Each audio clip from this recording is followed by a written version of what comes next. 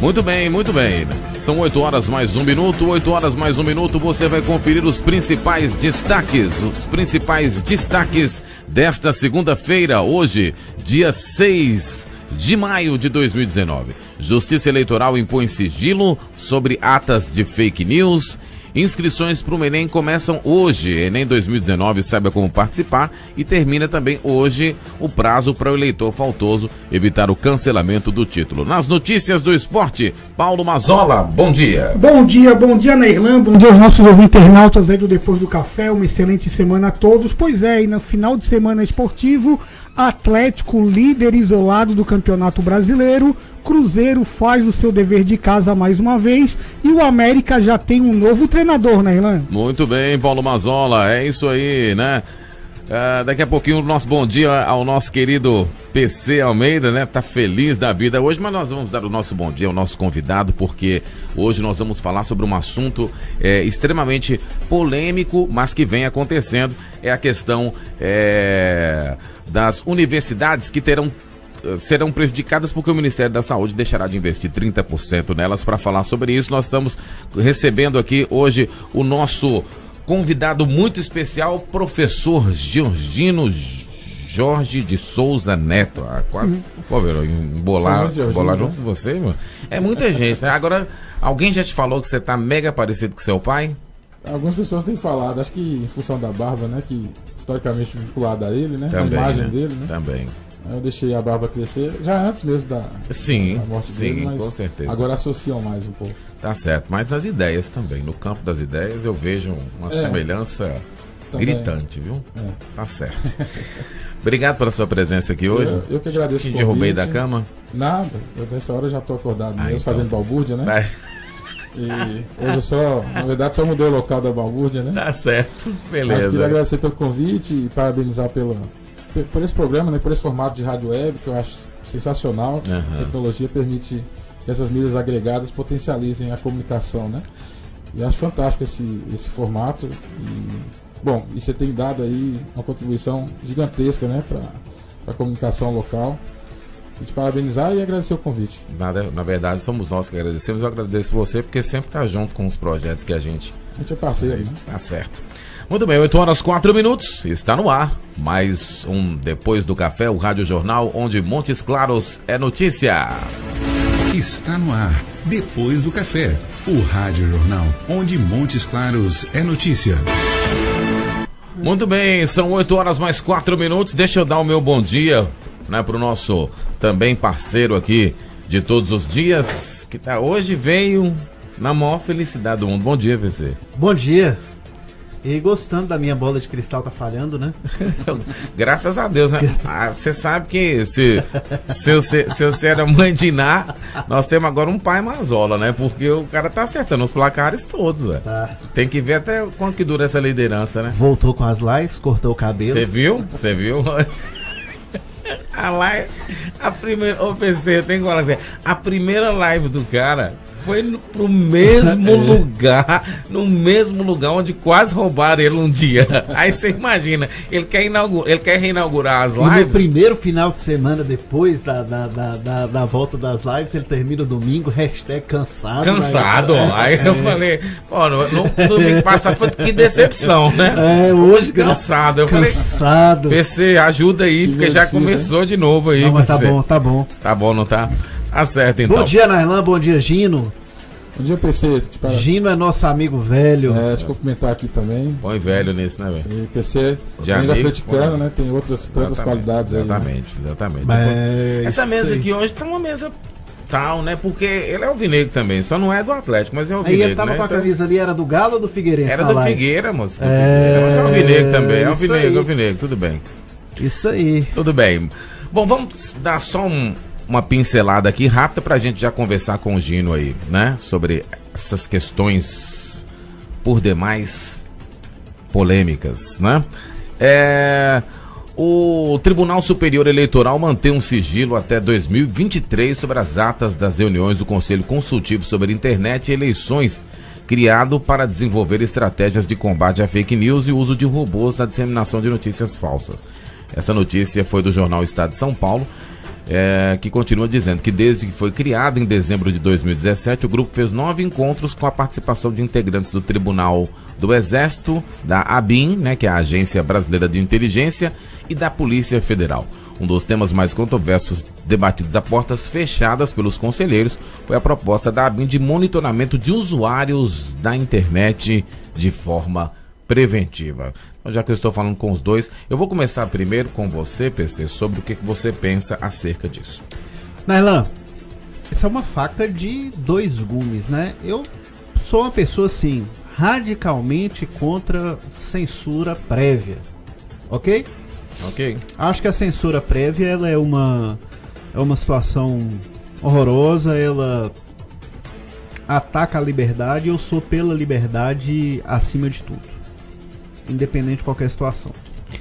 Mas essa questão das fake news, elas têm mudado resultados eleitorais pelo mundo, elas têm destruído reputações de pessoas, elas têm atrapalhado,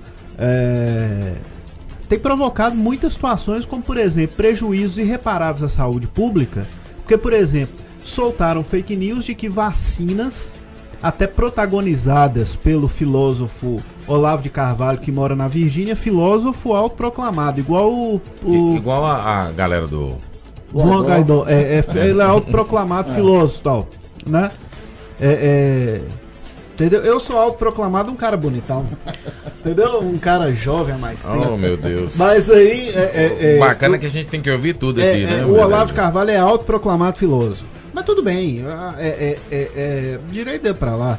Mas mas não é direito dele, por exemplo, espalhar fake news de que vacinas fazem mal à saúde sem nenhuma comprovação técnica para isso ou científica, indo na contramão de tudo que a pesquisa mundial, né, na área biológica pesquisou ao longo de anos e anos e anos e anos e anos de investimento público, inclusive nessa área, de diversas potências e tal mundiais. Então eu acho que é o seguinte, a partir do momento em que determinados cidadãos individualmente tornam-se nefastos à comunicação, sobretudo nas redes sociais, eles têm que ser monitorados e banidos.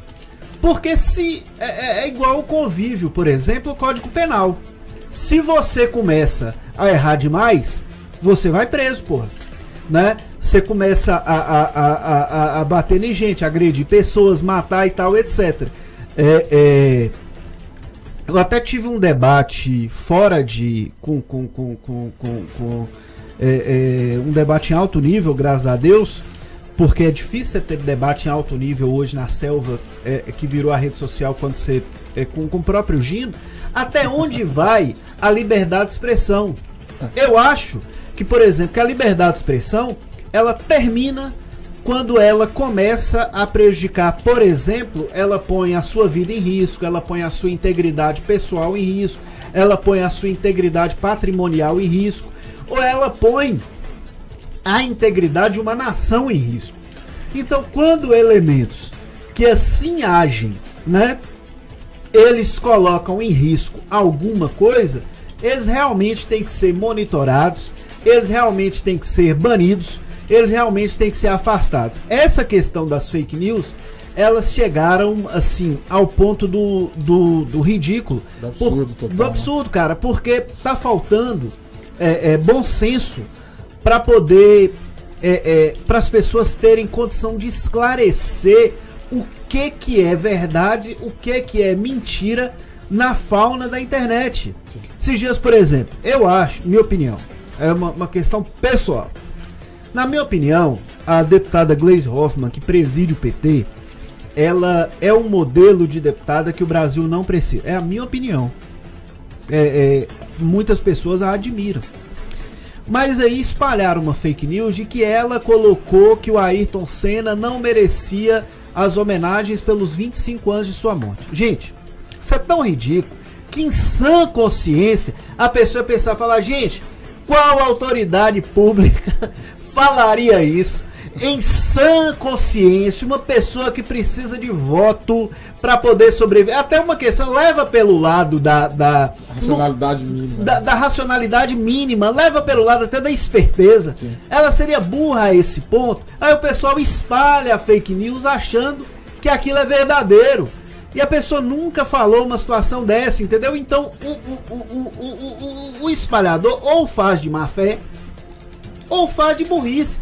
Eu, por exemplo, teria vergonha de compartilhar uma situação desse tipo, porque eu sei que eu seria facilmente desmentido logo depois. Então, eu acho que assim, que se o TSE avança nessa discussão aí, é um avançar correto, desde que não ocorra censura prévia. Que essa censura seja com pessoas que já sejam reincidentes, que é gente que já venha, como se diz, que já venha causando algum dano, né? Causando algum dano. E o próprio Facebook, na Irlanda, o próprio Twitter, ele já tem banido, por conta deles, usuários que estão agindo de acordo, violando regras dessas redes sociais. Ontem mesmo, um dos filhos do vice-presidente do presidente da República, o deputado Eduardo Bolsonaro, ele propôs lá um debate que era se o Brasil deveria aprovar uma lei que impedisse Facebook, Twitter, Instagram de banir redes sociais. Mas os caras não são liberais? Como é que você proíbe empresas privadas de terem suas próprias regras, pô? De você banir o livre mercado? Eu bloqueio na minha rede social quem que eu quiser. O cara encheu meu saco lá, eu não vou conversar com ele, não. Você vai permitir? Não. Entendeu? Então, na minha empresa, eu atendo quem que eu quero. Eu não sou até quem não quer contratar comigo, não contrata. Isso é um livre mercado, pô. Então, assim, tá correto, certo? Tem que banir mesmo. As fake news são um câncer. Foram um câncer da última eleição. A Espanha conseguiu brecar as fake news agora nessa eleição. Na última eleição para o Parlamento Espanhol. E a gente precisa aprender com a Espanha o que foi feito para fazer uma eleição sem fake news de lado a lado. Seja da direita, seja da esquerda. Porque fake news também não tem partido, né? É algo que tá aí, que todo mundo fica usando, e tem que ter punição séria. Não pode ser terra de ninguém isso não. Muito bem, são 8h14, né? Agora vamos então entrar no nosso assunto, né, que diz respeito ao corte de 30% que será feito pelo Ministério da Educação de todas as universidades federais. Bom, eu gostaria de, antes de mais nada, gente, saber qual é a sua visão sobre esse assunto, né?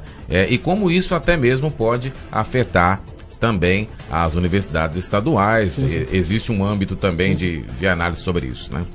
Então, acho que antes mesmo de entrar nesse assunto, só reforçar as palavras do PC, porque primeiro eu me sinto privilegiado em poder fazer um embate aqui, né? O Facebook é um espaço extremamente interessante, mas não permite os dobramentos de ideias assim num nível, né, muito avançado, né? E tá com o PC aqui, porque eu tô dizendo isso porque justamente com o PC ele já chegou a dizer isso, né? Mas a gente trava alguns embates extremamente respeitosos ali, de ideias, né? Lógico. E alguns com pontos de convergência, a maior parte deles inclusive, né? E os que não são convergentes a gente discute aí, né, num nível super respeitoso. Claro. E tá aqui com ele podendo escutar e, né, também fazer os contrapontos. Claro. Acho que isso é bacana. Assim. O bacana da comunicação é permitir esses encontros, né? E, bom, dizer que eu pensei que eu concordo com a maior parte do que ele disse, né, em relação às fake news. Acho mesmo que as fake news são um câncer, sem ideologia. Embora, de maneira bastante subjetiva, eu posso estar sendo contaminado, né? Pela questão ideológica, mas tentando sair desse campo, né? E fazer uma análise mais fria. Pode ser também porque o espaço de poder publiciza, visibiliza mais, né? Mas de um tempo para cá, muita gente da esquerda produz fake news, é fato, né? Mas as fake news que têm alcançado, né, um impacto mais desastroso, assim, me parece que são aquelas produzidas da última eleição para cá, né? Mais ao campo, não diria nem da direita, mas da extrema direita, né? Que por hora controla o país. Mas dizer pro PC que essa questão, Humberto Eco é muito feliz quando ele fala isso, né? Dificilmente a gente estaria discutindo isso aqui se não fosse o avanço tecnológico, né? Eu acho que o Facebook, as redes sociais deram uma possibilidade gigantesca de alcance das palavras mesmo. Né? O Humberto Eco dizia o que se falava na mesa do bar, agora... Né? Agora se propaga, né? Alcança milhões de pessoas. E isso, no espaço público, né? E aí, um dos pontos de divergência que eu vejo foi no limite da liberdade, né? Qual que é o limite da liberdade? Obviamente nós dois concordamos com a liberdade, né? A liberdade é talvez o princípio mais digno do ser humano, né? Isso não está posto em questão. Mas fundamentalmente o quanto a liberdade, até onde ela pode ir, né? O PC colocou os limites que eu concordo também. Né? Acho que a liberdade ela tem que ter um espectro regulador, né? Mas quando se alcança esse nível essa dimensão de alcance, esse espectro regulador ele tem que também ser mais potente, né? Porque senão as coisas podem fugir do controle. Durkheim já dizia isso lá no começo, quer dizer, as instituições sociais elas servem para regular o convívio, né? Para regular as relações sociais no todo. E para a turma que está usando rede social agora e que está vendo a gente aí, ó, ouvindo, lendo e que vai ver pelo YouTube. Muitas vezes o cara pode falar, aqueles caras ali são pessoas chatas, não sei o que, etc. Tem algumas frases, Gino, que elas vão morrer. Aliás, que elas não vão morrer. Sim. Que elas só nascem. Você teve vergonha de falar aí a frase de Humberto Eco que você tá no ar. Humberto Eco falou, as redes sociais deram voz aos idiotas. Uma legião de imbecis. Verdade. Eu tô lendo um livro do Leandro Carnal, interessantíssimo, que é o Dilema do Porco Espinho. Sim. Que ele dedica um capítulo inteiro para falar que as redes sociais livraram uma geração inteira do mal da solidão, ao passo em que potencializou a solidão também. Um negócio interessantíssimo essa analogia que ele faz. Então, paradoxo, né? Recomendo muito. Agora, tem uma outra frase que já é para mim, na Irlã, Mazola, para você que também milita muito no jornalismo, nos seus experimentos lá na Rádio Unimontes. Jornalismo, gente, é oposição. O resto é assessoria de imprensa. Milô Fernandes escreveu isso determinada vez. Se você não fiscaliza o governo que está aí, seja ele qual for, né? E eu sou, talvez, aqui em Montes Claros, seja um dos maiores exemplos disso. Eu fui o cara que mais tomou pedrada nos governos passados. Eu admiro sua coragem mesmo. Apontando as incoerências, mostrando e tal. E tô apontando incoerências agora também, porque simplesmente você não dá pra poder ficar naquela de tipo assim, pô, e elogiando o que deve ser elogiado, criticando o que deve ser elogiado. Por quê? Porque o jornalista, o lado dele precisa ser o lado do povo. Entendeu? E o lado do povo, o cara tá ali, tem que entender que é isso aí. E o lixo da história, e aí é onde eu quero chegar, o lixo da história ela é muito cruel. O futuro é um negócio muito complicado. Você morreu de acordo com suas crenças aí, com qualquer coisa, né? E respeitando todas elas, sem ser polêmico aqui. Cada um tem suas convicções. Aqui nós estamos numa mesa, inclusive, muito eclética nesse plural, sentido. Né? Plural. Até no total. Totalmente plural. Total. A exceção da preferência clubística. A exceção da preferência. Porque aí tá acima da. Mas até no âmbito religioso a coisa tá numa diversidade. Pai fala, total, quando pergunta, né, pra ele que ele é católico, apostólico, romano, atleticano, que ele não consegue separar. Faz parte da identidade. Que ele não consegue separar. Que tá um negócio assim. Faz parte mesmo. Mas você não vai no grupo de oração hoje pra ver o jogo do Galo? Ele falou, tá junto o negócio. Eu não consigo separar. Mas ali. Mas aí o que acontece? Morreu, meu amigo. Todo mundo vai virar caveira. toda alma vai virar espírito de acordo com as convicções de cada um. É isso que vai acontecer, entendeu? Qualquer um vai ser a mesma coisa. Só que a sua biografia, ela vira história. No futuro, você vai ser cobrado pelo lado que você se posicionou. Entendeu? Então, isso é muito simples. Vamos seguir pra frente. Muito bem. Vamos lá. Vamos falar do corte? Vamos falar dos 30%. Manda, vai. Então, na verdade, isso já é um movimento bastante anunciado, né? Não é surpresa que a universidade, os professores, sejam considerados pelo Jair Bolsonaro e pelos seus assessores, principalmente os olavistas, né? Que são indicados para o Ministério da Educação via de regra, pelo menos os dois primeiros, né? Foram indicações do autoproclamado filósofo Olavo de Carvalho, né? Eles têm um entendimento do espaço da universidade como um movimento da universidade pública, diga-se de passagem. Sim. Né? Como um espaço, e aí uma série de considerações que a gente pode fazer, né? Porque é difícil você diagnosticar o porquê desse ataque, né? Porque são tantas as variáveis, né? Quer dizer, o que eles tentam traçar como discurso legitimador do corte, né? A ideia da balbúrdia, né? Quer dizer, o espaço da universidade é um espaço de balbúrdia, o dinheiro do contribuinte está indo para lá e é completamente, assim, o PC disse isso e é verdade, né? Assim, os argumentos são tão rasos, né?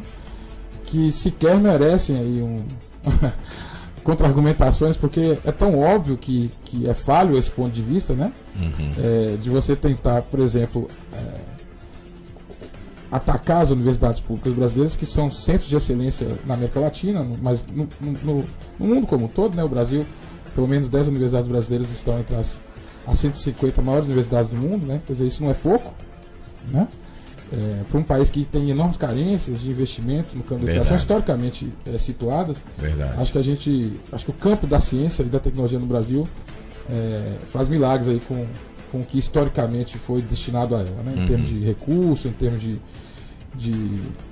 inclusive de perceber que esse é um espaço importante para o nosso desenvolvimento e para a nossa saída desse atraso, né?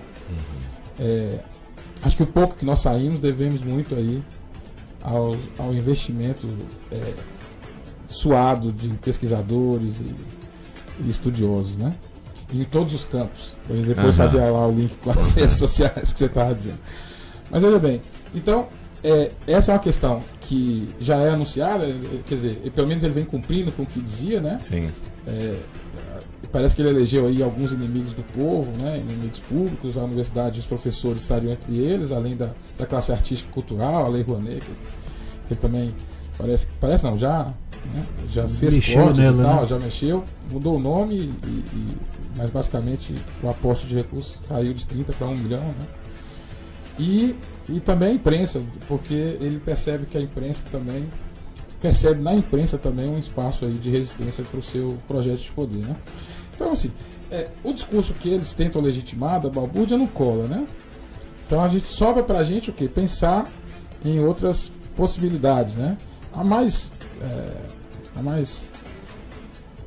provável é que a universidade seja um espaço historicamente de resistência, né? E de contra a resistência à hegemonia. Gino, entrando num processo de colaboração, aqui mais do que uma pergunta, uma afirmação. Por exemplo, o que um governo, se fosse um governo liberal realmente, no modelo americano, norte-americano, dos partidos republicano, democrata, democracia funcionando em alta, o que eles poderiam ter feito com as universidades? Reitores, vem aqui todo mundo. O negócio é o seguinte: crise está feia, a arrecadação diminuiu, nós temos que aprovar a reforma da Previdência, a reforma tributária e tal, para poder melhorar o cenário econômico. Vai ter corte em todas as áreas, a educação infelizmente vai ser cortada. O problema é que não teve esse infelizmente, né, Irlanda? O corte foi feito como comemoração. Os caras anunciaram como vitória. Tipo assim, e foi uma situação drástica, porque anunciou-se num dia que 3 universidades, a UNB, a Universidade Federal da Bahia e a Universidade Federal Fluminense teriam 30% de suas verbas para o segundo semestre Isso. O pessoal está fazendo uma confusão, porque é o seguinte, o que foi cortado do orçamento para o primeiro semestre é maior do que 30% em todas. A UFRJ, por exemplo, chega a 41%. Tá? Foi maior do que 30% em todas. Esse 30% linear para o segundo semestre. Aí pegou mal demais. Falou que era um 30% estendido a todos, só que tipo assim, manteve o discurso da balbúrdia, de que elas permitiam atos políticos e tal, não sei o que, de que não produzia pesquisa, etc. Só que tinha que ter chamado esses reitores e falado, ó, a partir de agora nós vamos definir o seguinte, o Ministério definiu metas de produção, nós vamos ter que ter tantas pesquisas, nós vamos ter que atingir tanto em extensão, nós vamos ter que atingir tanto na produtividade de ensino, as notas das universidades no ENAD vão ter que chegar a X, nós vamos ter tanto de produção acadêmica, porque aí nós vamos acompanhar o desempenho das universidades, vai ser fundamental de acordo com a liberação de recursos. Isso seria uma lógica, talvez, liberal, discutível, mas seria uma lógica legítima de um governo que foi eleito. É um governo que foi eleito. Sim. Gino vai se lembrar, porque ele é professor da Unimontes. Na época do choque de gestão foi criticado aí, do governo Aécio Neves e Anastasia, mas que diante da situação que a universidade enfrentou depois, algumas pessoas têm até saudade disso, foi condicionado, teve meta, a liberação de recursos da universidade, a economia que ela própria teve condição de conduzir. Ou seja, dentro da autonomia universitária, qual que era o projeto de economia que a universidade poderia fazer? Ela apresentou. Se ela tivesse uma economia acima da meta do governo, ela receberia recurso a mais. O que aconteceu com a Unimontes na época? Aumentou a presença dela no orçamento. Então, gente, o governo não apresentou nenhuma meta agora, não apresentou nenhum indicador e simplesmente falou, eu vou cortar 30%, passei o facão. E sem ter, e com o orçamento já aprovado. Essa sangria, ela, de fato, ela compromete seriamente a pesquisa no Brasil. Porque se os caras falam isso na transição, sim, o cara consegue se programar para a partir de janeiro planejar o ano. Uhum. Agora, como você vê essa questão desse comprometimento das pesquisas? Eu, assim, antes só fazendo tentando ser rápido aqui, por princípio ideológico, eu tendo a, em alguns pontos da vaga do PC, não concordar. Você quer discordar? Pode discordar, não tem problema não. Ele pode discordar, então tá beleza. A gente fala muito respeitosa. Mas na questão, assim, eu tentei pensar pela lógica do governo. Mas eu concordo pela ideia que ele coloca de que seria responsável agir assim, né? Independente de concordar ou não, sim, a atitude de um governo responsável, né, seria essa, liberal ou não, né? Assim, independente da forma como você se relaciona com aquela instituição, com aquele campo de instituições no caso, você seria respeitoso ao travar um diálogo, né? E entender a importância daquele espaço, né?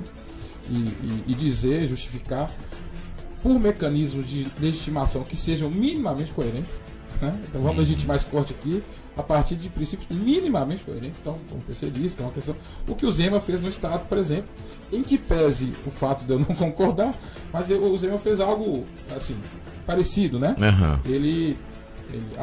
Minas Gerais tem duas estaduais, o ENG e o Unimontes, e ele adotou esse princípio de corte a partir da crise econômica do Estado, apontando aí uma série de metas a serem atingidas, condicionando o contingenciamento a partir dessas metas serem ou não atingidas. Ele pelo menos deu motivo, né? Deu motivo. Embora, por exemplo, a gente, né? Porque o meu receio, no caso do Zema, ele tem uma mentalidade declaradamente privatista. Não porque é empresário, mas ele assumiu esse discurso ao ingressar no espaço público, né? Ele transferiu esse discurso privatista, isso é sabido, né? Na sua campanha. E as discussões, elas poderiam ser outras, por exemplo. Acho que o Unimontes pesa tão pouco pro orçamento do Estado. Assim, é 0,1, né? A iniciativa privada pode participar de uma maneira mais efetiva da pesquisa dentro das universidades? Claro que pode. A universidade pode atender demandas de pesquisa e desenvolvimento que a iniciativa privada está levantando? E isso, naturalmente, já acontece. A universidade, a pesquisa nas universidades públicas brasileiras, notadamente, conta com parcerias de empresas privadas que também têm interesse no desenvolvimento de pesquisa. Quer dizer, isso não precisa nem ser incentivado, né? Certo. Porque como o recurso é escasso, os pesquisadores públicos eles já buscam parcerias com empresas privadas que também têm, obviamente, interesse ali no desenvolvimento de determinado conhecimento, né? Ou patentes, enfim. Muito bem. Mas, pode falar, assim, pode falar. Já. Acho que é isso. Assim, acho que no caso você me perguntou só para responder rapidamente, claro, o quanto que isso pode agravar. Isso. É um risco que a gente tenha a soberania nacional, porque a produção de conhecimento, toda grande nação, ela só se torna uma grande nação a partir da produção de conhecimento que ela consegue gerar, né? Então, quer dizer, aparentemente a gente pode atribuir aí a força de uma nação, a questão bélica, armamentista, a questão do capital, do quanto economicamente aquele país ele consegue se desenvolver, mas nenhum deles é mais importante que a produção de conhecimento. Uma nação ela é grande porque ela produz conhecimento. Então os Estados Unidos, as grandes nações europeias, elas não são grandes porque tem um potencial bélico ou tem um capital, um arranjo de capital de livre mercado ou não, enfim, organizado. Mas fundamentalmente porque são países que produzem conhecimento em larga escala. E isso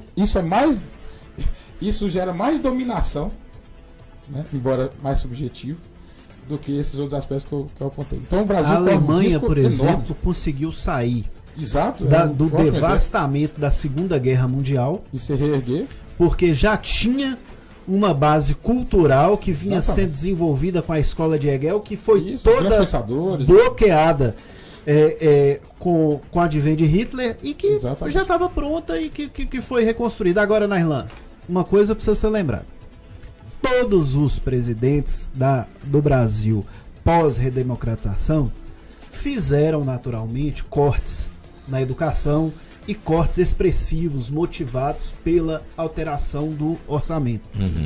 Nós temos uma PEC do teto de gastos aprovada, que é uma PEC muito polêmica, mas que é uma PEC que caminha para um sentido de responsabilidade fiscal, porque ela não permite que você amplie gastos além, mais que arrecadação, além do que você arrecadou, variação de inflação e crescimento de PIB. É a combinação desses fatores.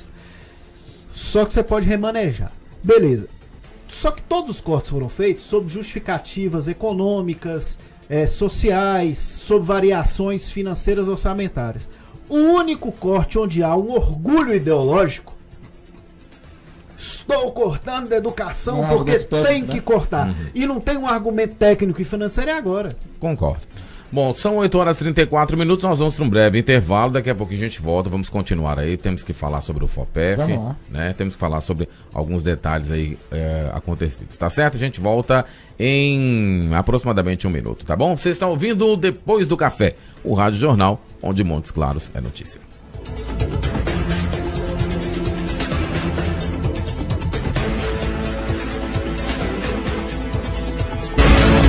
Está no ar, Depois do Café, o Rádio Jornal, onde Montes Claros é notícia. Voltamos a apresentar Depois do Café, o Rádio Jornal, onde Montes Claros é notícia.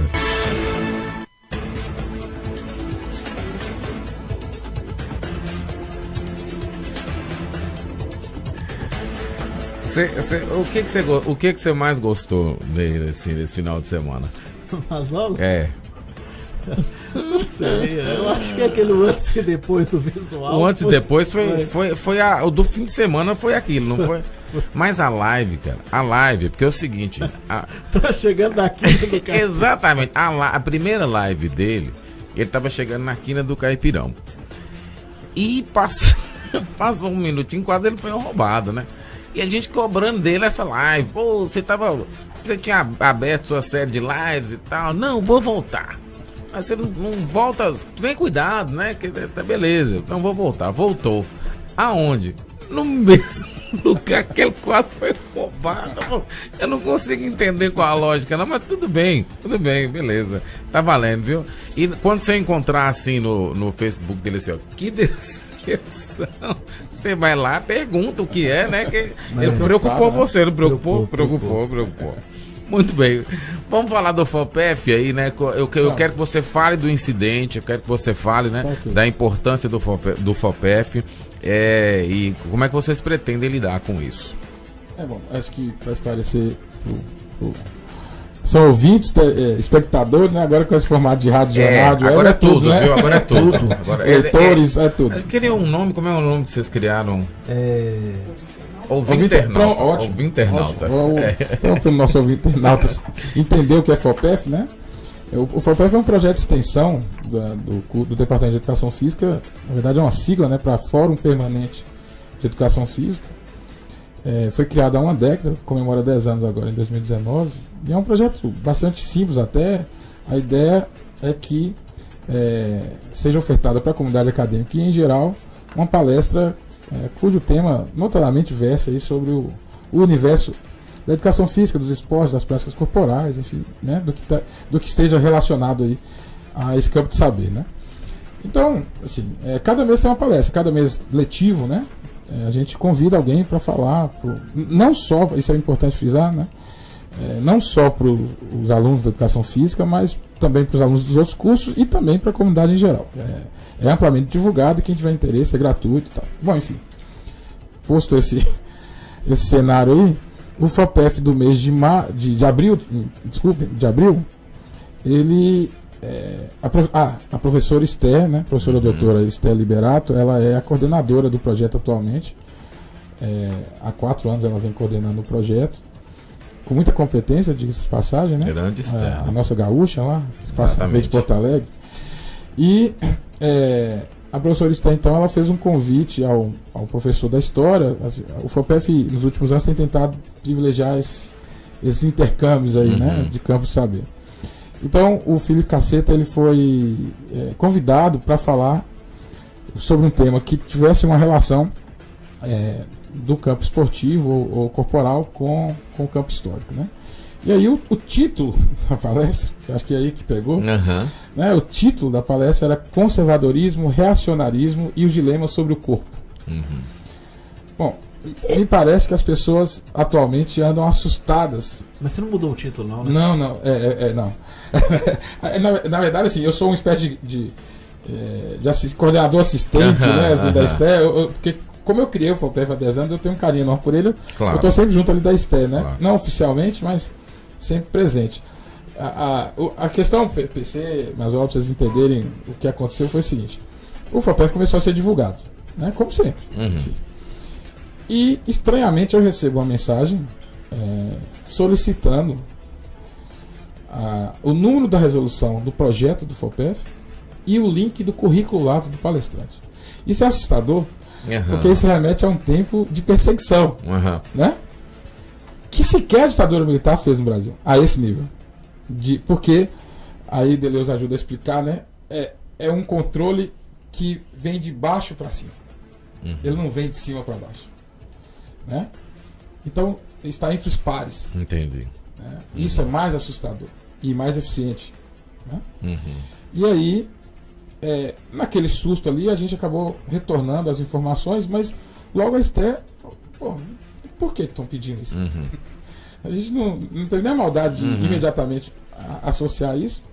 Mas foi a direção ou foram colegas? Então, a direção do centro solicitou as informações. Entendi. E aí a gente foi procurar saber, a gente não conseguiu falar diretamente com a diretora do centro, mas a gente foi informado, né, de que houve uma denúncia, uma reclamação formal. A gente não sabe se é professor ou professora do CCBS. Certo. Quanto ao evento.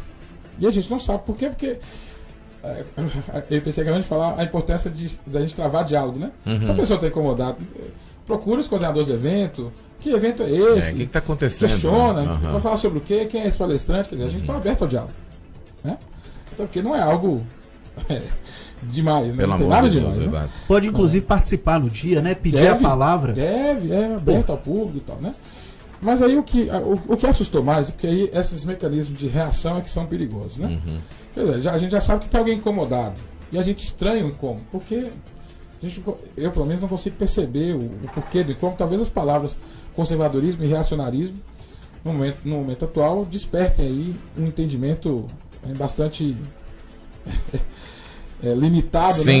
mas muito potente nos dias atuais. Mas enfim, o cartaz foi rasgado no dia do evento. No mural da entrada da CCBS, os cartazes ficam lá para divulgação. Porque se a pessoa tivesse retirado o cartaz, a gente nem teria percebido. Você não ia nem ver, né? Não tá lá, a gente provavelmente não percebeu. Ele foi rasgado de forma que apenas o cabeçalho do evento aparece, né, o FOPEF, assim, mas o título ele foi rasgado, né? Então a gente considera isso, esses movimentos, essas atitudes, a gente considera em 20 anos, eu estava pensando antes de vir para cá, porque o Nalan já tinha adiantado um pouco a pauta, né? Então, o que me assusta, e pensei, é bom estar aqui, porque o pai dele participou muito da minha história na universidade, eu vou fazer 20 anos de Unimontes, né? Não parece? Essa cara de menino? Eu não sou obrigado a ouvir isso, gente. Eu ouço isso de PC a semana inteira, venho ouvir você também, amor. Autoproclamado jovem. Nossa, meu Deus do céu. Mas eu vou fazer 20 anos de Unimontes e em nenhum momento desses 20 anos, nada que pudesse sugerir algo, principalmente na universidade pública, né, que é o espaço do plural, do contraditório, das discussões, dos debates, nada que sugerisse como tem acontecido. E é tão estranho isso, porque eu tenho dito isso, eu tenho usado menos o Facebook, sim, mas eu tenho dito isso quando eu apareço, sim. Nesse sentido, eu apareço muito, mas... Você tuita no Facebook. Eu tenho no Facebook, mas assim, verdade. eu tenho tuitado mais assim, poesias e tal, essa parte da política, eu estou sendo mais pontual. Mas eu tenho dito de janeiro para cá o quanto esse sentimento de temor tomou conta da universidade. A gente tava, até para retomar aquele assunto, assim, a gente tem medo. A gente tá com medo. Tá pisando em ovos. Uma sensação que a gente nunca teve. Certo. E é inevitável que a gente associe esse sentimento, né, a esse, inclusive usando uma palavra do título, né, a esse reacionarismo, né, recrudescente aí. Mas vai ser que dia, Gino? Não, já foi. Já foi. Aconteceu. Teve manifestação? Alguma coisa? Não. Ninguém apareceu. Teve reacionarismo? Foi uma palestra, inclusive, assim, sem muita polêmica, né? Eu esqueci de assistir e tal. Nada que pudesse, embora o Felipe tenha abordado um pouco da questão das ditaduras como um todo, né? Não ideológicas, das ditaduras como um todo. E a relação que o corpo trava nesses espaços ditatoriais e tal, enfim, foi mais nesse sentido, mas nada muito polêmico, assim, conhecimento, né? Assim, sim. E como você disse, a gente podia estar lá para debater, inclusive a gente fez um debate, mas assim, num campo muito unilateral, né? Porque não teve nenhum apontamento assim do contraditório, né? Eu concordei com tudo que ele falou, então.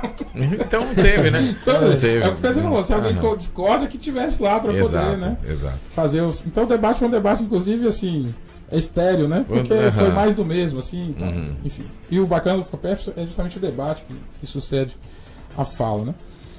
Mas aí, não sei se eu já posso adiantar, você tinha falado da questão, porque acho que tá. Sim. Tá dentro, né? A questão das suásticas, né? Sim, exatamente. Né? Então, assim, porque tá relacionado, eu acho, o aparecimento das suásticas lá em algumas salas do prédio 6, né? Eu não sei se em outros. Não tenho notícia se em outros. Para quem não entende, o prédio 6 é um prédio que tem lá curso de educação física, curso de medicina, curso de odontologia, curso de biologia e enfermagem. São 5 cursos. Então é um prédio muito eclético na área da saúde. Então ele vai dar de cursos populares a cursos um pouco até mais de, vamos dizer assim, de elite. Que com a questão das cotas mudou um pouco. É pouco, mas... Porque se acaba tendo pessoas, né, tendo mais possibilidades. Mas aí que é assunto para outro programa. Seria um ótimo assunto, né? Exatamente. Mas bom, essa questão das suásticas foi talvez o ponto mais preocupante. Assim. E eu vejo esse fato do FOPEF apenas como desdobramento de um processo que vem se dando, certo. Que começa ali logo no começo do semestre, né? Então, também para situar aí os... Como é que é? Ouvir internautas, exato. 4 salas apareceram, não é pintadas, né, mas com desenhos de suásticas assim, em tamanhos grandes, assim, na parede, no quadro, na mesa da sala, né? E uma delas que foi a mais assim, horrorizante, que ao lado da suástica gigante do quadro estava escrito "Morte aos macacos". Tô ligado. Isso foi registrado, devidamente registrado. Claro. Né? Foi antes de uma aula sua, Gino? Então, eu estava até conversando com ela antes, assim, foi das 4 salas, 2 eu dou aula. Sei. E no momento que eu entrei para dar aula, a mesa da sala, nessa sala, estava com o desenho da suástica. Depois, fazendo uma reflexão, eu não acho que tenha sido algo direcionado A você. a mim. Eu acho que esse é um movimento mais abrangente e que em um outro momento pode até ser personalizado. Certo. Nesse caso, refletindo depois, eu entendo que não houve esse direcionamento à minha pessoa. Embora saibam que eu sou comunista e negro, eu sou alvo direto dessa galera, né? Foi quase assim, né? Direto. Eu não sou nem né? conservador.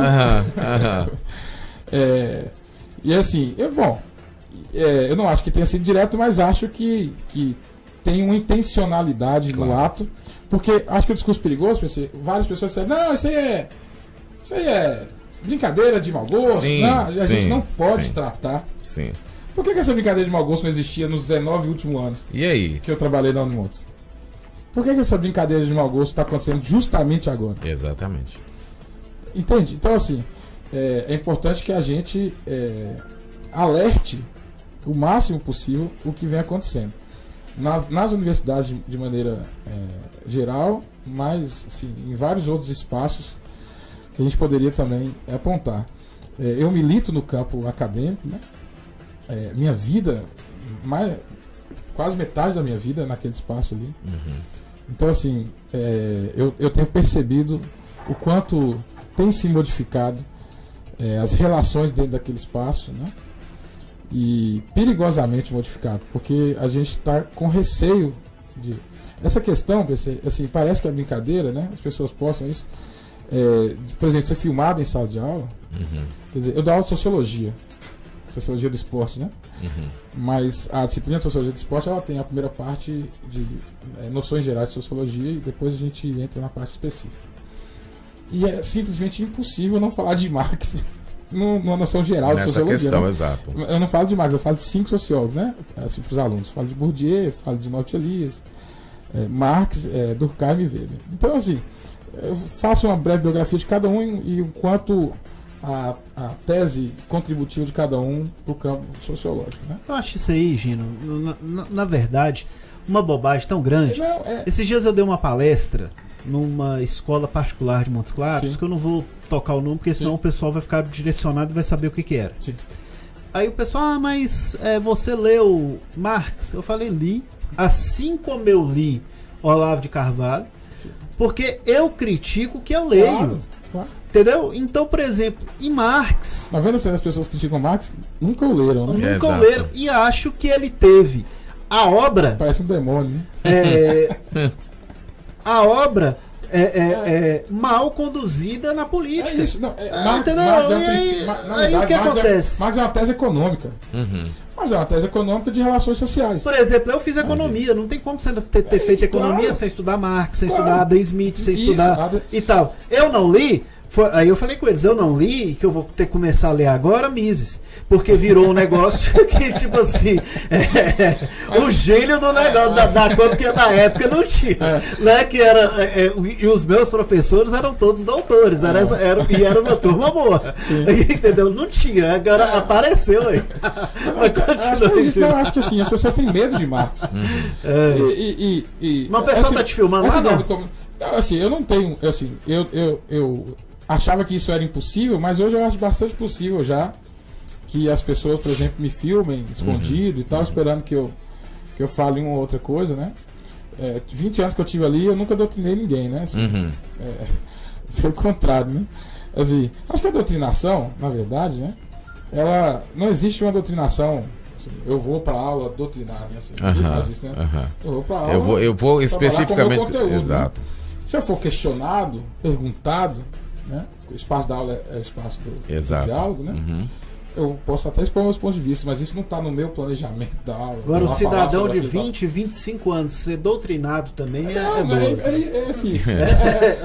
Ninguém merece. A doutrinação acontece fora da mesa. Os caras não percebem que a doutrinação está na mesa do bar. Exatamente. Eles deviam se preocupar, não é na sala de aula. Ali não vai acontecer doutrinação. Exatamente. A doutrinação, se é que acontece, porque o que eu chamo de doutrinação talvez é uma certa influência, né? Mas é engraçado, é o cara com 25 anos ser influenciado, né? Mas enfim. Embora a pessoa de 20, 25 anos tenha todo o direito de também ser influenciado, nós somos influenciados todos os dias e tal, por pensamentos, por autores e tal, não sei o quê. Pensei, acabou de citar Leandro Carnal e tal. Essas pessoas podem influenciar o nosso pensamento. Isso não é demérito algum, pelo contrário, né?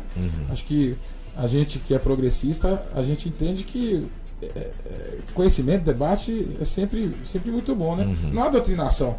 Há apropriação, absorção de ideias, né? ou a discordância. Então acho que é isso, né? Não se doutrina, mas é um discurso tão perigoso, porque por trás do discurso da doutrinação vem a perseguição, vem o medo, né? E isso tem acontecido. Engraçado aqui, né? A gente acha que Norte de Minas, né? Unimontes, essas coisas estão muito no nível assim, nacional. A gente acha que no local, né? No localismo, isso. Mas você abriu o processo de investigação para ver? Eu solicitei junto com a professora do Departamento de Letras, que entrou na sala que estava com a suástica no quadro. Eu sou coordenador hoje, estou coordenador hoje do Projeto de Educação Física. Ela me chamou e a gente resolveu então abrir fazer um boletim de ocorrência, né? Relatando toda a situação. Havia mais ou menos 10 dias que isso vinha acontecendo. Apagava as suásticas, ela aparecia no dia.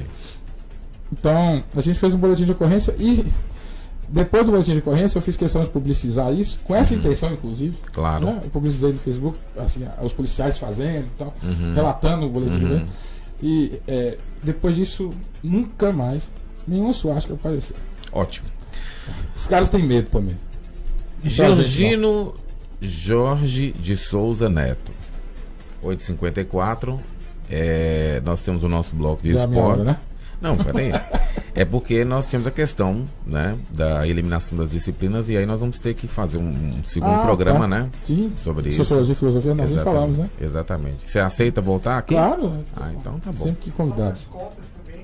A guerra das cotas, né? Pode juntar essas duas. Financiamento das universidades. Financiamento. Mas aí no financiamento das universidades, acho que a gente podia trazer também o Gino, a gente traz também pessoas que... Esse é um tema interessante, viu, né, Renan? Eu tô aqui, eu vou fazer um contraponto a ele. Pronto. Vai ser maravilhoso. Vai ser bom. Excelente, tá certo. E te agradecer pela vinda aqui, tá certo? Estamos sempre à disposição. Muito obrigado mesmo, eu fiquei muito feliz e ter a oportunidade também de externar isso também, né, para televisão, né, para os nossos internautas. Exatamente, né, para o nosso público, né? E tem os telespectadores também, né? Exatamente. No YouTube depois? Não. No Vim TV. Nós estamos ao vivo aqui no Vim TV, conversando. Ao vivaço. Olha só, você vê tanta mídia junto. Não, né? moça. E aqui tem até o cover de Pedro Bial, rapaz. Que daqui a pouco vai estar com a gente aqui. Tá certo, gente. Mas não é pra você ir embora não, que nós temos que tirar uma foto ali. Vamos só pro intervalo aqui pra Mazola voltar, gente. Maravilha. Então tá certo. Nós vamos voltar já já. A gente volta aqui no nosso Depois do Café.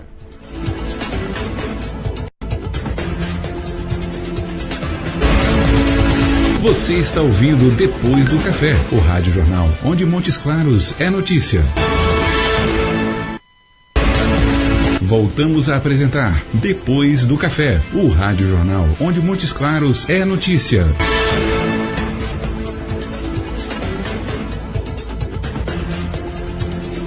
Muito bem, de volta, 8h56, né? E vamos agora com as notícias do esporte.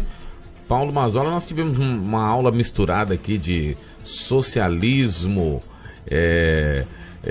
economia, sei lá. Não, mas é bom, né? Comunismo, progressismo. Mas a ideia do programa é essa mesmo, né? Racionalismo. Falar sobre tudo um pouco aí é bacana. O Gino sempre um papo bem agradável. Nós mesmos já participamos lá do FOPEC, né? Exatamente. Já participamos também. Sempre bom falar. Realmente é um projeto muito bacana. E como fala assim, dá a comunidade toda no geral, né, também não só a comunidade acadêmica, então essa questão do diálogo, da discussão, né, de depois dos debates que acontecem depois, realmente o Gino aí tá de parabéns e que vai voltar mais vezes aí pra gente conversar sobre vários assuntos. Agora, mudando de pau pra cacete, vamos falar do Ao que... vivo? Ao vivo. Balbúrdia, tá instalado Ao depois vivo? do café. Ao vivo? Ao vivo? Eu não aguento isso não, velho. Vamos. Na boa.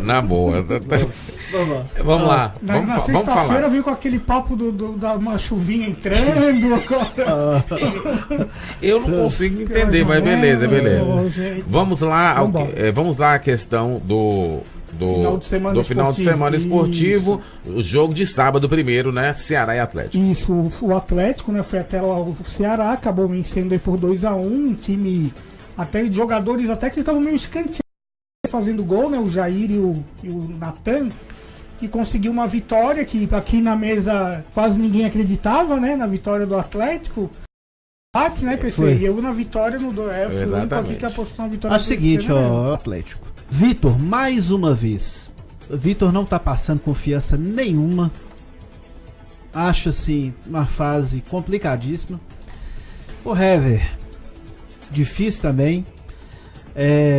A proteção das águas é o Ellison. Teste de fogo vai ser o próximo jogo ali contra o Palmeiras. Vamos ver como é que o time vai se comportar. Certo. Mas são 3 vitórias, né? A gente não pode ser muito pessimista a esse ponto. O Atlético... o Galo não pode pensar em título, não pode pensar em nada. O Atlético tem que jogar pensando no próximo jogo. Tá, e aquela coisa, PC, que até a gente conversava também em off aqui no início do programa, o Rodrigo Santana, né, tá trabalhando com essa questão de 7 pontos a cada 9, né? Agora ele conseguiu nos 9 fazer 9, e agora nessa próxima perna aí de 9 aí, Palmeiras, Grêmio e Flamengo, né? Eu aposto em 4 pontos. Não, aqui é o seguinte, Palmeiras, Grêmio e Flamengo? O Atlético tem que tentar ganhar os jogos em casa, pelo menos. Palmeiras e Flamengo. Palmeiras e Flamengo. Grêmio fora eu acho jogar difícil. Pra ganhar, porque o Atlético veio construindo a narrativa de 3 vitórias, o Mineirão vai lotar para jogo contra o Palmeiras, né? Não pode ter um resultado desastroso contra o Zamora lá na Venezuela para não atrapalhar o envolvimento da torcida nesse jogo. E essa coisa aí de botar um time aí parece que alternativo lá contra o Zamora, PC, como é que você tá vendo isso? O misto do Campeonato Mineiro, já até eliminado. Amigos de Leleu? Amigos do Alejandro. Amigos do Alejandro. Entendeu?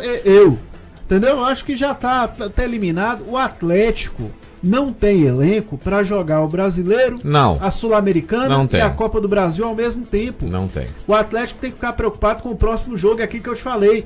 Ganhou do Ceará, do Vasco, do Avaí, ganhou de 3 adversários da luta parte baixa da tabela. Contra o rebaixamento. O Atlético tem que pensar no próximo jogo. Se o Atlético ganha do Palmeiras, começa a dar uma respirada para pensar em novos ares. Mas o Atlético tem que pensar ainda em contratação. O Atlético não pode se acomodar. Por exemplo, o Natan entrou bem, centralizado. É uma opção centralizada do meio de campo. Até porque deve ir embora na metade do ano também, né? Não deve ficar, né? Não, acho que tem que renovar com ele. Mas assim, o Chelsea vai querer ele de volta pra quê? Pois é. Aí, rever a situação do Casares. Casares tem que voltar, só que precisa de mais um armador. O Atlético precisa de resolver um problema ali de reserva nas duas laterais. Exatamente. Inclusive na lateral esquerda tem que ser um jogador para chegar e jogar. O Atlético talvez precisa pensar uma situação de um goleiro para fazer Vitor. Com certeza. Entendeu? Então. Sugestão. Lá, viu? Jogou muito. Mesmo. Então o atleticano satisfeitíssimo, Gino, com o empate. Foi isso que muita gente acreditava que o empate tá bacana e no finalzinho ainda, né? O Atlético brigar, mostrou que não se entrega até. O Santana eu acho que realmente deve ser efetivado. Acho que o Atlético tem que parar com essa bobagem de treinador aí, manter esse rapaz aí que tá fazendo um trabalho dentro da limitação do Atlético. Outra coisa organizado. Também, não. Também vou discordar de você, Mazola. Você tá com o cabelo cortado, com a barba feita, tá com a live pronta, tá bonito, mas vou discordar também. O Atlético não pode ficar naquela da empolgação também. Tem que continuar buscando com calma um treinador. Tem que ver alguém do cenário internacional, do BK7, o Osório, sei lá. Mas assim, não dá para impor. O próprio Rodrigo Santana deu uma entrevista muito legal para Hoje em Dia, que ele falou: olha, trabalhei 8 anos como treinador em times menores. Me sinto pronto para colaborar com o Atlético. Não me sinto pronto para ser o treinador para levar esse time para o título. Acho que poderia vir um técnico mais experiente. Certo. Entendeu? Eu acho que é o seguinte: se não tiver ninguém pra vir com solução tipo Zé Ricardo, Alberto Valentim, não sei o que, Abel, se cair no Flamengo, também não. Essa informação, até você falando nisso, uma informação que eu dava pra Nerlan até também no início do programa, a partir depois de quarta-feira, Abel não vai ser mais técnico Aí do é Flamengo. ficar com o Rodrigo Santana. Agora, se aparecer opção que muda o time, qual, por exemplo, Cuca mudou o São Paulo. Fato. Agora, aí vai ficando com o rapaz. Agora, se tiver um treinador melhor... Tá certo. Cruzeiro e Goiás. Cruzeiro, pois é, um jogo também apertado, né? O Cruzeiro, Claudinei Oliveira, um mestre na retranca lá, fez uma retranca ajeitadinha lá no Goiás, segurou enquanto pôde, mas daí depois no segundo tempo acabou daí o Cruzeiro vencendo também apertado, né? O Cruzeiro tá mostrando que tem aí também seus problemas, né? Não é aquele time que todo mundo, claro, na Libertadores vai brigar deve ser, né? O primeiro colocado no geral aí, porque só o Internacional tem condição de repente, joga pelo empate, inclusive contra a equipe do Emelec, mas no brasileiro também tem os trancos e barrancos, né? Não tá sobrando como muita gente achava que iria sobrar. É verdade. Cara, Egídio ontem jogou muito. E tirou Dodô pra jogar na Libertadores. Egídio ontem fez o salseiro ali. Jogador. Egídio jogou bem. Rodriguinho marcou gol, voltou, mas é regular, digamos assim, não foi, né, não se destacou não tanto é aquela... assim, não. Cara, time do Mano Menezes é aquilo ali. Como diz PC, né, pro ponto corrido ele, né, o negócio dele é nas Copas, né, nas Copas que ele... E eu ainda continuo com o meu palpite aqui, viu? Sem dinar. Do que? Qual deles? Não tem nenhum time pra ganhar do Cruzeiro na Libertadores, não. Pode acostumar com o tricampeonato, Cruzeiro é campeão. Entendi. Não tem nenhuma possibilidade do Cruzeiro perder o título. E daí o Atlético entra em campo amanhã. Né? O Atlético volta a jogar amanhã. Pela Libertadores lá com vai jogar a última partida, né? Isso. Como na eu falei, Venezuela. Na Venezuela, tá no Panamá, hoje, viaja só hoje, né? Ou amanhã mesmo. Time todo louco, né? Quem não foi? Não foi Luan, parece que não foi Tchará, não foi bastante gente, não foi, tava vendo aí, não sei como é que ia ficar a situação aí de outros jogadores aí, mas vai com um time bem alterado mesmo. Tá certo.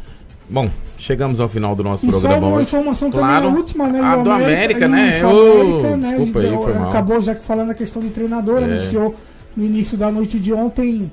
Eu ia falar Maurício Manieri, mas não, Maurício Barbieri, né? Nós estamos falando de América aqui por uma questão assim de respeito aos torcedores americanos. Se a gente juntar todos os torcedores americanos de Montes Claros, todo mundo vai caber na conta já são dias mais quantos? Do tudo ao vivo de Danilo Campos. Exato. A gente faz a Copa do Tudo ao Vivo, bota os torcedores do América tudo lá dentro. Já são dias. Só para dar um esclarecimento. Exatamente. Vai ter torcedor a partir do vôlei aí, tal. Agora, porque do futebol mesmo...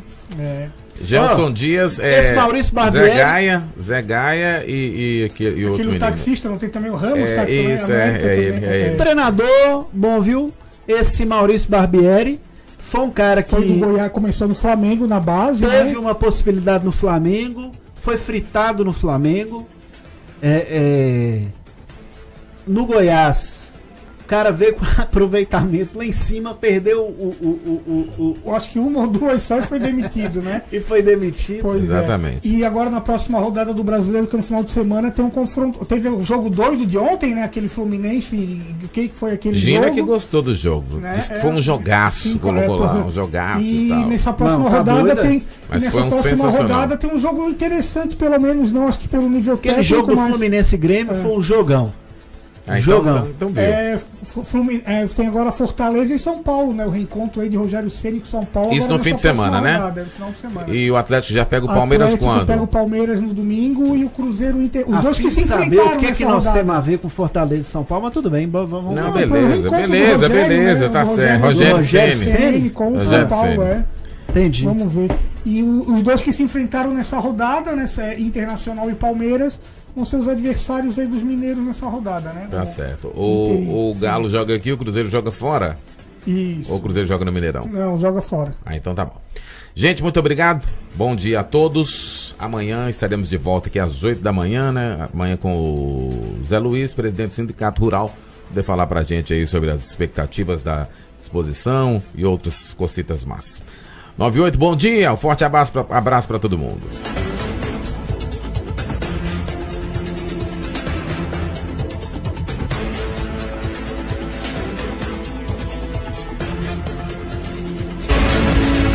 Você conferiu Depois do Café pela sua Estúdio 20 Rádio Web.